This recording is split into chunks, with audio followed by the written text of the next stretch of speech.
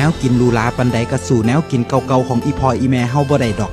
แนวกินตามธรรมชาติหลายอย่างหลายแนวเพิ่นก็หามาเฮ็ดมาปรุงให้กินได้หลายเมนู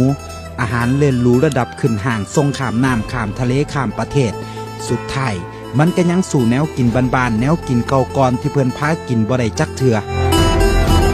แนวกินของบ้านเฮามันมีอยู่สุหม่องสุบอนสิขึ้นเขาลงห้วยในป่าในทงไห้ทงนาไทบ้านก็หามาอยากมากินกันได้ทุกฤดูกาลยามงานบุญงานหับแขกเพิ่นก็พากันเฮ็ดแนวกินบ้านเฮาต้อนรับพี่รับน้องแนวกินบ้านๆหลายอย่างกลายเป็นเมนูร้านอาหารแห่งร่วมกันกินแห่งแซ่บหลายแนวกินหลายอย่างก็กลายเป็นแนวกินโฮมค้นเอิ้นหมู่เอิ้นพวกมากินแนวกินหลากหลายอย่างกลายเป็นหน้าตาภาพแทนวิถีชีวิตของไทยบ้านเฮาเป็นภาพแทนความทรงจำในวัยเด็กบ่ว่าเวลาสิผ่านไปโดนปานใดเฮาก็บ่เคยลืม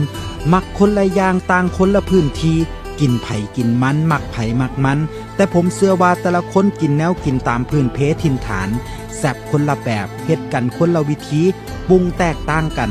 บ่งบอกรสชาติประจำถิ่นกินแซ่บของไผของมันภาคเหนือเฮ็ดกินแบบนั่นภาคใต้เฮ็ดกินแบบนี้ภาคกลางตะวันออกกินต่างกันเฮากินน้ำกันได้สุอย่างแต่สุดท้ายสิเป็นคนทางใดก็แล้วแต่เฮาบ่เคยลืมแนวกินอีพ่ออีแม่ที่เฮ็ดให้กิน